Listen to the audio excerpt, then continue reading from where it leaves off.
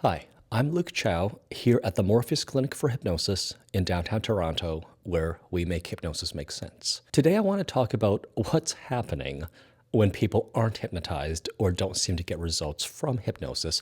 And let's be frank, that does happen. And it's usually a fear that new clients have. Before I try to answer that question, I'm going to talk about what is happening when hypnosis goes right. There are two things that have to come together.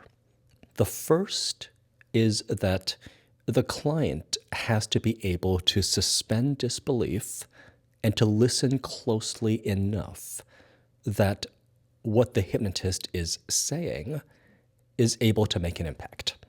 So I often tell my clients that if you feel like a kid at the feet of your favorite storyteller, that's the right feeling.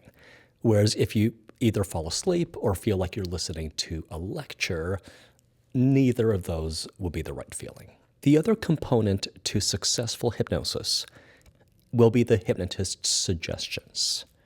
And both of these factors have to come into play. So if you think of it as communication, where both the speaker and the listener play a role in communication being successful, then you have a pretty good model for how hypnosis works. You can also see it as education, where the hypnotist is like a teacher or an instructor in how to think.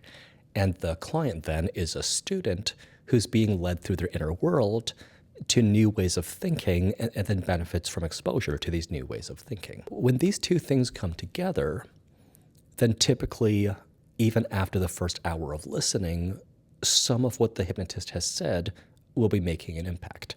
It's actually quite unusual to me as a practitioner if I've given someone some good ideas and they have been listening and then none of it has any impact. Hypnotherapy kind of has a reputation for rapid change or rapid breakthroughs, and it's because we are very directly and straightforwardly telling people, here are the best practices for thinking about your circumstances.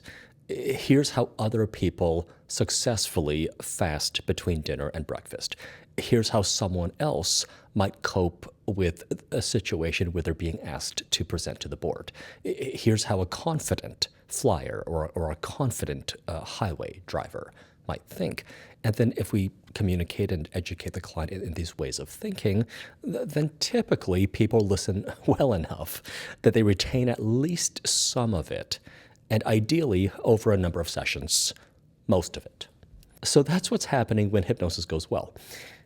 What's happening then when hypnosis doesn't work? Now, the idea of hypnosis not working, to me, it's a little bit like piano lessons not working or golf instruction not working, in that it's not like a pill or a surgery where the client is completely helpless and disempowered and it's got to work or it's not. It's an educational process where the client presumably has a capacity to learn new thought processes and new perspectives and attitudes once they're explained clearly enough. So what could be happening? One possibility is that the client is not hypnotized. Sometimes people fall asleep during hypnosis. And, I'm told I have a relaxing voice and the chair I pick for my clients is very relaxing and I dim the lights and there's soft music, and falling asleep is something that happens maybe once every couple of weeks. So if someone falls asleep, they don't retain what they've heard. Those sleep tapes where you're purportedly able to learn Japanese by listening to people speaking Japanese in your sleep, they don't work. They're no longer marketed, and there was never really any evidence that they would work. So sleep is not hypnosis. People do not retain what they hear, for the most part, when they're sleeping. Another possibility, if someone's not hypnotized, is that they haven't quite suspended disbelief or their usual analytical, critical mode of thinking. Some occupations will have an easier time suspending disbelief, like actors, for example, or anyone who works in the arts. They'll usually have an easier time suspending disbelief and being in kind of like a make-believe world or a fictitious world. Occupations that demand a lot of rigor and critical thought, like law, finance, engineering, computer programming, usually, just very generally, occupationally speaking, will have a harder time suspending disbelief. That doesn't make it impossible. It just means it goes against their training and their usual mode of thinking to be just letting go of analytical thought and being in the rather fuzzy headspace of being in your emotions and being in the moment and in your imagination. If the person hasn't really suspended judgment and analysis, it's quite possible that they're just in their heads shooting down every idea, even the beneficial ones, being suggested by the hypnotist. There's only some degree to which the hypnotist is able to have that person suspend their disbelief. Some people are just going to be better at it than others, and like all psychological qualities, you'll see a normal distribution or a bell curve distribution if you plot out suggestibility in a big enough population. Hypnosis should never feel like you're just kind of listening to a lecture where you're supposed to understand concepts intellectually. It should feel like you've suspended your usual mode of thinking, which is usually more analytical, and you're absorbing almost uncritically what is being communicated, much like when you're watching a movie or attending a theatrical performance, where you suspend disbelief upon entering the theater and you let the story that the filmmaker or the playwright and the actors are telling affect you emotionally, ideally, even viscerally. Something else that could go wrong is that if the messaging is simply unhelpful, then it doesn't matter how much the client's listening carefully and absorbing what's being said. I'll give you an example, because many people believe in unusual ideas without ever being hypnotized formally or not. People develop harmful beliefs all the time. One example is the belief that sleep is for the weak. If you believe that sleep is for the weak, it's going to harm you. You're going to have a harder time sleeping, you're going to be sleep deprived, and you can have worse health outcomes, and your life could quite plausibly be shortened if you really believe that sleep is for the weak. So if a client asks me to give them the belief that sleep is for the weak, I'm not going to. But if a practitioner is not applying their own critical thought, then plausibly they'll just kind of give people these fantasy ideas that don't help the people who adopt them. Another idea that harms people who believe in the idea is that what you do must be perfect or else it's worthless. A lot of people have this belief just going through the public school system that if it's not perfect, it's worthless. It's not good enough. I say it harms people who believe in this because in most endeavors, you're never going to achieve perfection, yet you will achieve good enough or authentically expressed or just done and finished and delivered, which are perfectly good standards. This is where I apply most of my thought. This is what a lot of my public-facing videos are about. It's not really I'm hypnotizing people through videos.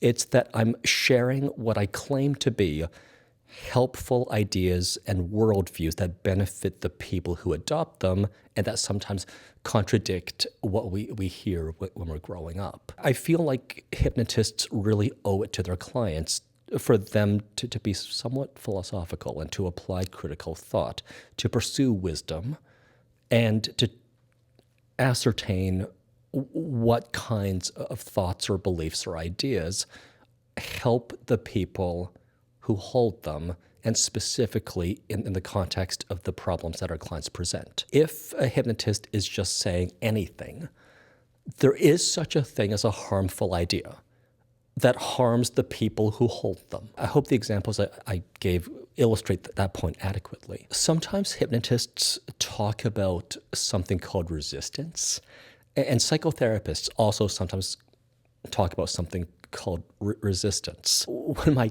clients pay me the fees that they do, I don't even consider the client's unconscious resistance as a factor. Hypnotists also talk about something called secondary gain, where there is some kind of benefit to them having the problem. So like if you are known to have a fear of public speaking, then no one asks you to share the quarterly results. I also have kind of stopped looking in that realm as well, and without any compromise to client outcomes. I've discovered that if you kind of assume good faith, and if you take the client at face value, and you communicate sincerely, that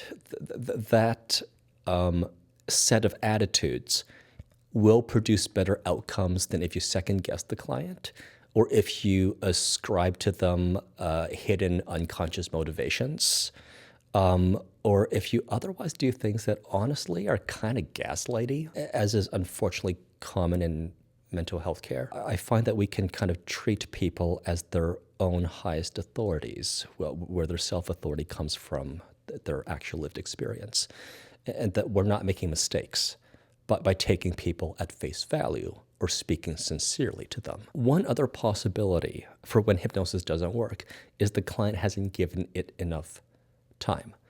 I've discovered that if not all, then almost all of my clients who've done 4 or 5 sessions report positive outcomes. For my clients who've done 1 session, most will report positive outcomes, but it's more hit and miss. Most people report positive outcomes after 2 sessions, but there'll be a proportion of people who are going to need either reinforcement or additional messaging. So another explanation for when hypnosis doesn't work is that you just haven't really given it enough time. It's like if you've only had 1 or 2 piano lessons, you might not be playing for Elise yet, but that doesn't predict that you will never play for Elise. It just kind of predicts that there's going to be a longer timeline than 1 or 2 lessons before you play for Elise. So I hope you found this helpful. If you have any questions, please just leave a comment. And if you want to see more content like this, please like and subscribe. And I hope to be talking to you again soon.